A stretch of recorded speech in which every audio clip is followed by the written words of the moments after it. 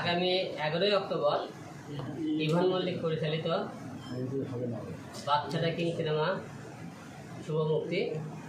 এই সিনেমাতে অভিনয় করেছে আমাদের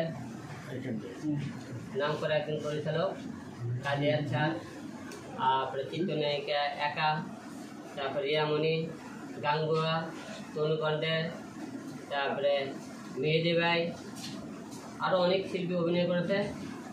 আর আশা রাখতেছি সিনেমাটা আপনার সবাই হলেতে দেখবেন, কিন্তু সিনেমা কেউ না দেখে কেউ বাজে মন্তব্য করবেন না, এটা অনুরোধ থাকলো। আর এইটা আমার সাথে পাশে আছে আমার আরেকটা সিনেমার পরিচালক শাওন আশরাফ, আর এই সিনেমার আমাদের বাচ্চা কিং সিনেমার পরিচালক ইভান মল্লিক আমার পাশে দাঁড়িয়ে আছেন। আর আমাদের পাশে সবচেয়ে বড় একজন নির্মাতা পরিচালক, আপনারা আমার সবাই জানেন প্রেমের তাজমহল সিনেমার সেই পরিচালক গাজী মাহবুব ভাই, তিনি আমাদের পাশে আছেন। তো আমরা শুরু করি প্রথমেই আমাদের যেহেতু সবার মাঝে সবার গুরুজন গাজী মাহবুব ভাইকে দুটি কথা থেকে শুরু করে দিই। ধন্যবাদ। আপনাদের সকলকে অভিনন্দন জানাই যে আজকে উপস্থিতির জন্য। আসলে আজকে যে প্রোগ্রামটা তারা শুরু করেছে সেটির উদ্দেশ্য হচ্ছে বাদশাহ কি সিনেমাটি মুক্তি উপলক্ষে, এবং এই সিনেমার জন্য আমরা দোয়া করব এবং এই ছবি সম্পর্কে কথা বলবো। এবং আজকে যারা উপস্থিত রয়েছেন তারা প্রত্যেকেই যার যার অবস্থান থেকে প্রতিষ্ঠিত, বিখ্যাত বা প্রখ্যাত। শাওন আশরাফ ভাই আমার ডান পাশে একা, আপনারা জানেন একার প্রথম সিনেমাটি তার যে শুরু সেই ছবিটা আমি চিফ অ্যাসিস্ট্যান্ট ডিরেক্টর ছিল। তারপর তো তুমুল জনপ্রিয় একটা সময় একা তেজি সিনেমা থেকে বলা জিন্দা যখন থেকে শুরু করে, তো একাও আজকে এই সিনেমায় অভিনয় করেছে। আমাদের যে নবাগত নায়িকা রিয়ামণি, তার প্রথম চলচ্চিত্র, তার জন্য আপনাদের দোয়া করতে হবে, আমাদেরও দোয়া করতে হবে। আমাদের সিনেমা ইন্ডাস্ট্রিতে নায়িকাদের যে সংকট বা অসুবিধাটা, আমরা আশা করব তার মধ্য থেকে অন্তত কিছুটা আমরা আমাদের ইচ্ছে পূরণ হবে নায়িকা সংকটের জায়গাটা।